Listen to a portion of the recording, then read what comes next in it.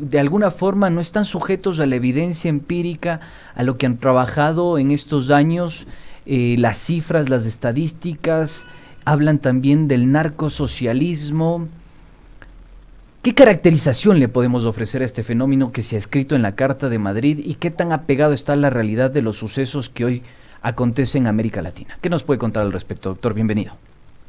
A ver, a mí me llama poderosamente la atención el hecho de que se escriba una Carta de Madrid para hablar sobre América Latina y básicamente para confrontar un pensamiento, unos principios se han ido consolidando en dos espacios específicos. Uno, lo que se denomina el Foro de San Pablo, y otro, el Grupo de Puebla, que tienen una posición explícita en términos progresistas, pero lo que me llama la atención es que desde Madrid se trate de confrontar estas posiciones, y para eso se firma esta carta y se invita desde Madrid a gente que vive en América Latina para que simplemente se adhiera.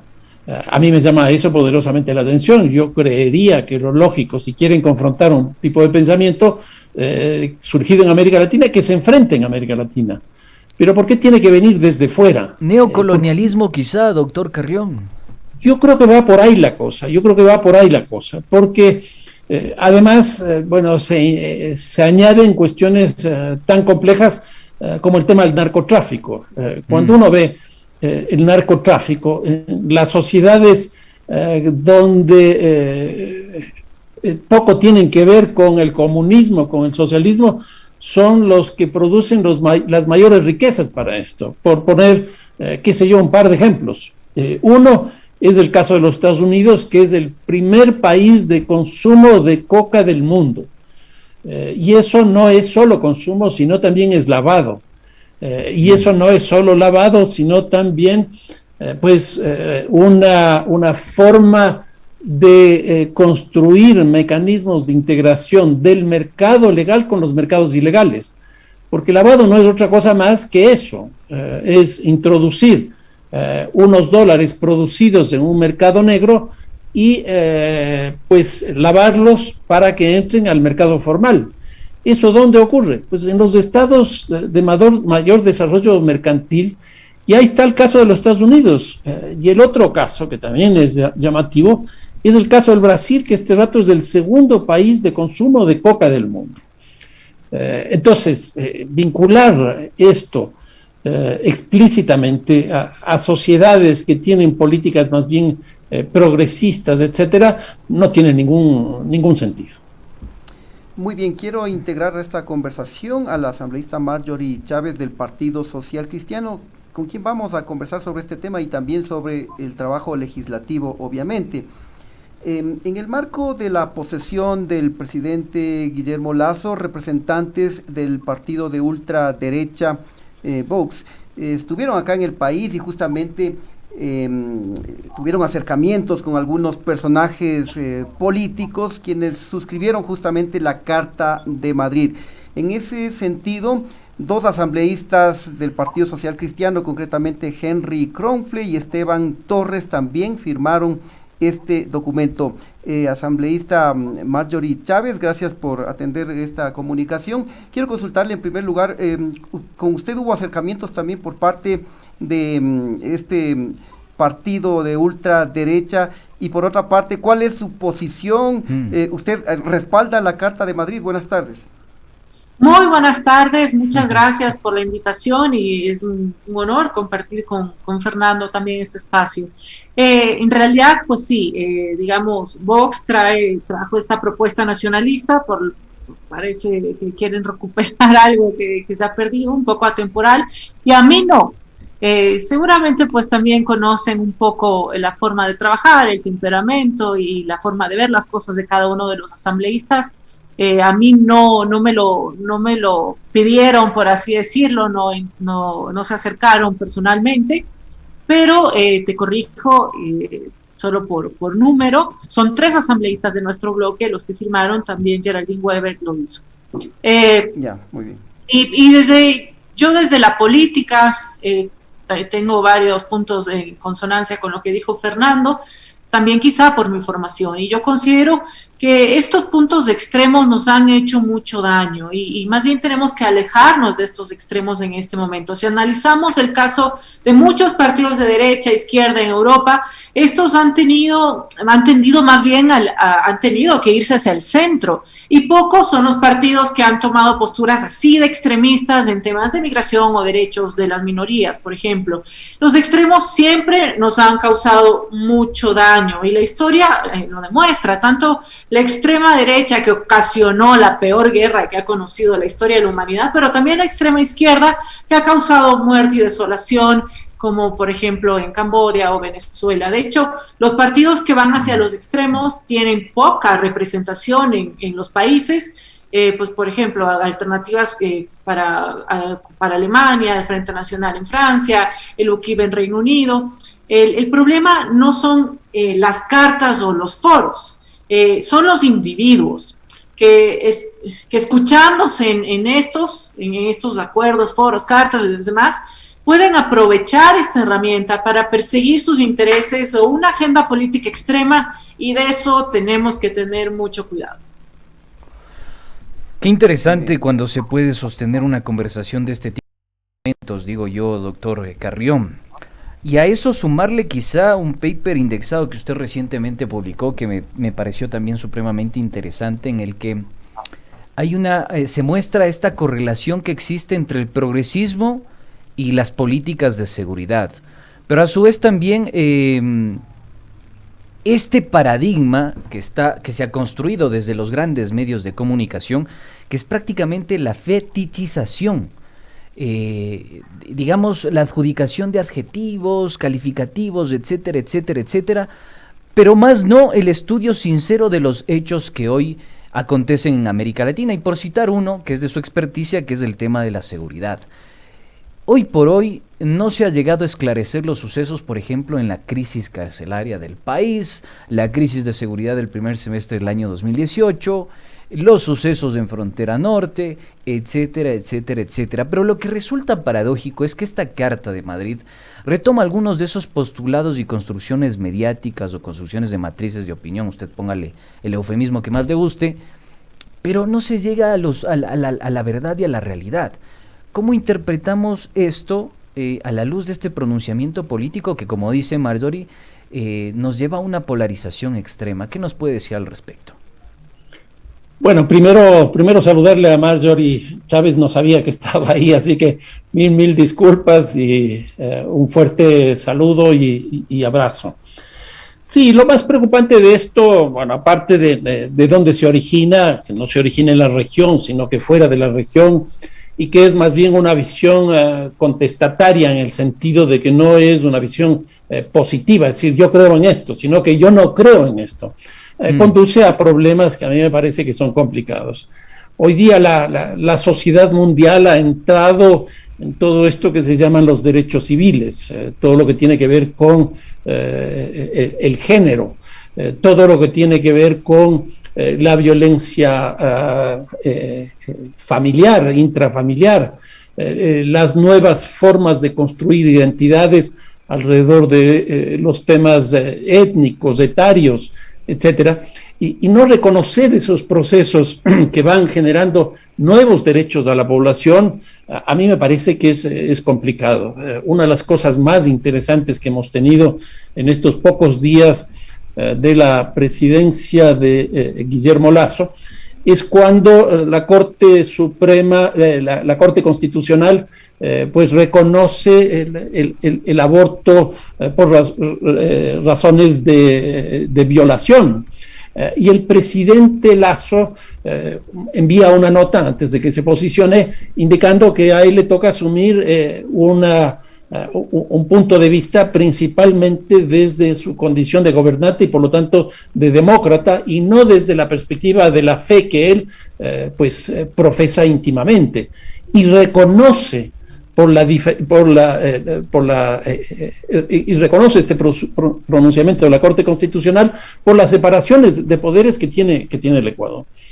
pues este grupo, esta gente, esta tendencia política, no está con esos movimientos que hoy día, yo diría en este siglo, más de 20 años ya, pues han ido cobrando fuerza y se van posicionando. Pues lo mismo pasa con los temas en general de violencia. Cuando uno ve cómo se enfrentan desde la perspectiva de estos sectores la violencia, pues lo que ocurre es con violencia. Entonces, pasa lo que está pasando en Colombia. ¿Cuál es la salida? Fuerzas Armadas a la calle, que en el caso colombiano todavía es mucho más peligroso porque son las Fuerzas Armadas que mejor formación y tecnología tiene para enfrentar una guerra, no para enfrentar la seguridad ciudadana. ¿No está después de Brasil las fuerzas colombianas? En términos del número de efectivos, Brasil sigue siendo el país que más tiene, porque Brasil tiene 220 millones de habitantes y Colombia tiene 37 millones de habitantes, pero la experiencia de más de 50 años de guerra que tienen las Fuerzas Armadas colombianas no tiene ningún ejército en América Latina. Y entonces ponerle a confrontar la seguridad ciudadana o los problemas políticos de las manifestaciones es un absoluto despropósito. Y algo pasa exactamente igual con la policía colombiana, porque no es una policía civil como es en el caso nuestro. Nuestra policía es una policía que depende del Ministerio de Gobierno, no del Ministerio de Defensa. Y entonces creo que ese es el gran problema, porque se empiezan a distorsionar las temáticas, la evolución de los propios derechos que tiene la población y terminan absolutamente desnaturalizados, como me parece que ocurra con esta Carta de Madrid. Muy bien, yo coincido plenamente con lo que ha señalado la asambleísta Marjorie Chávez, en el sentido de que ningún extremo es saludable, sea tanto de derecha como de izquierda. Pero yo quiero aprovechar también esta conversación para adentrarnos también en el tema netamente de la gestión legislativa.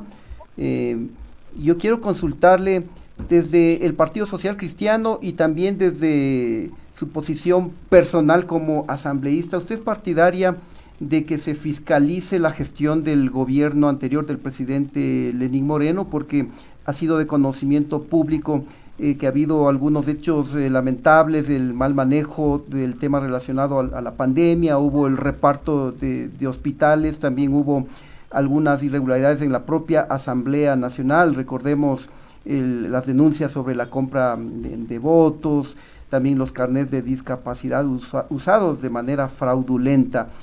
¿Usted va a tomar alguna iniciativa en este sentido para que se pueda fiscalizar al gobierno anterior y también a la Asamblea anterior?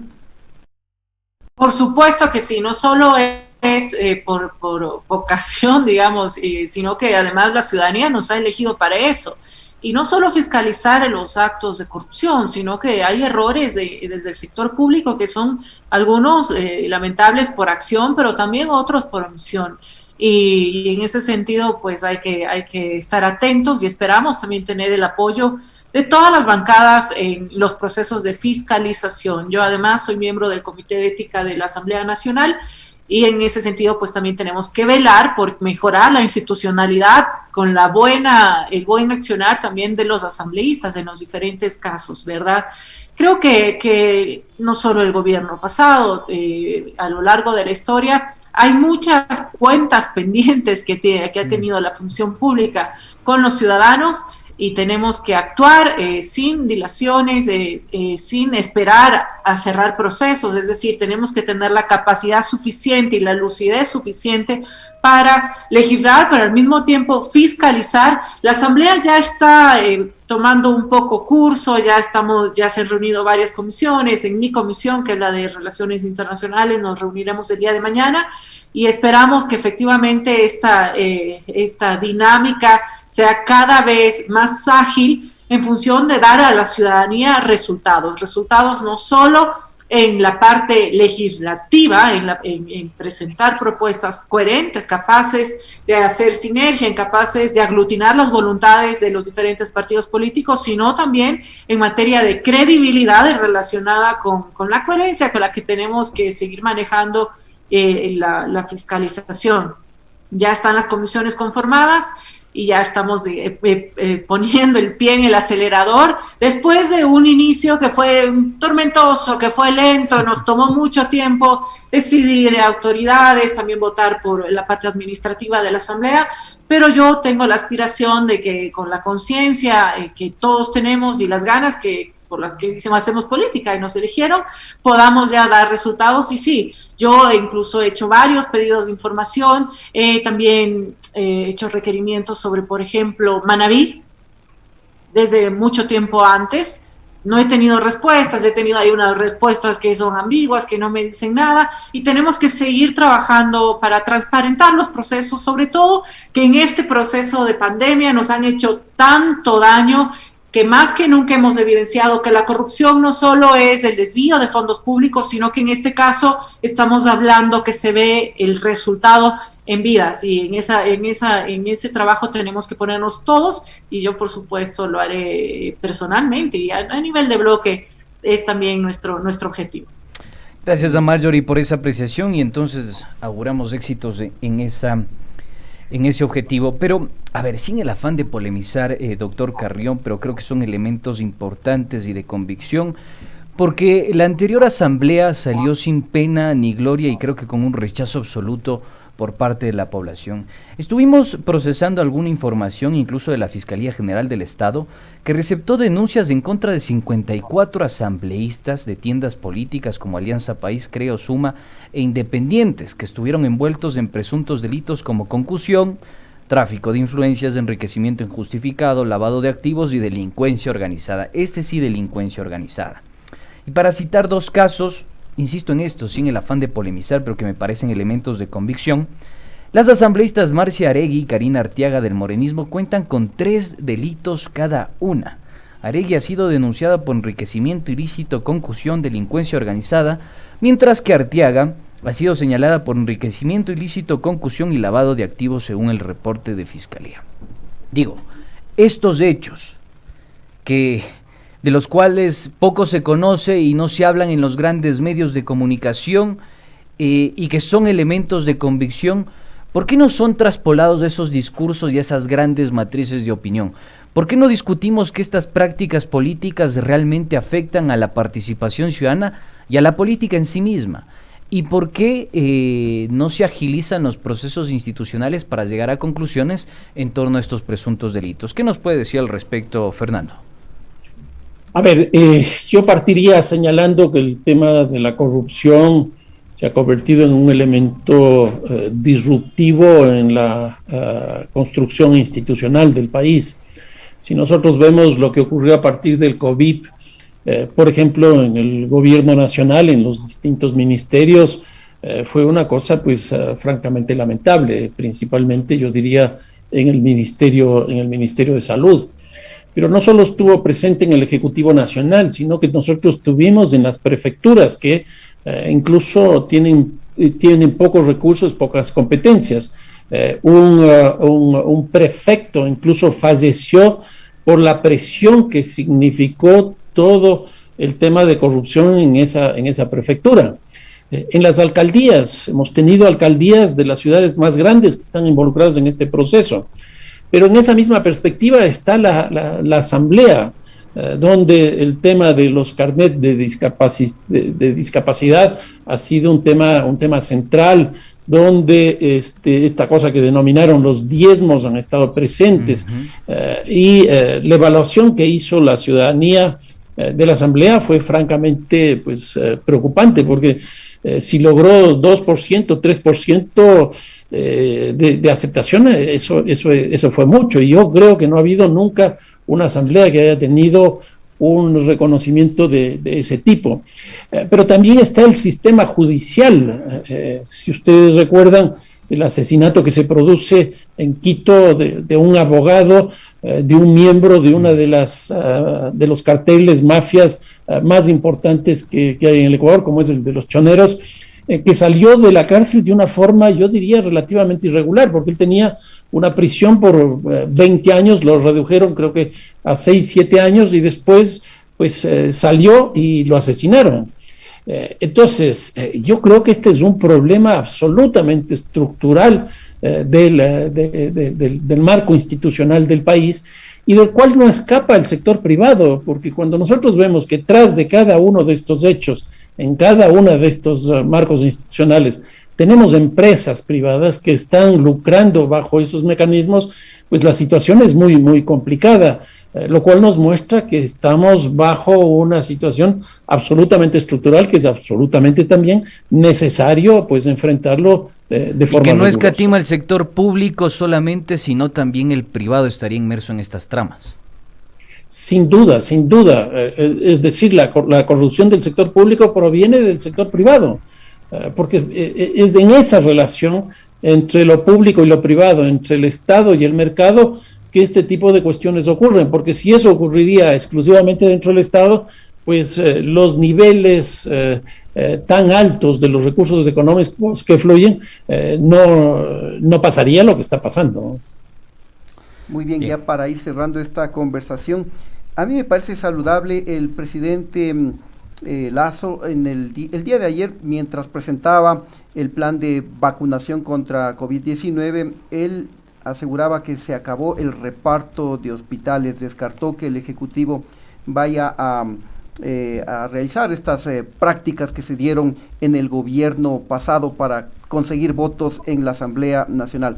Asambleísta Marjorie Chávez, quiero consultarle cómo van a hacer ustedes para tratar de conseguir mayoría para poder respaldar los diferentes proyectos.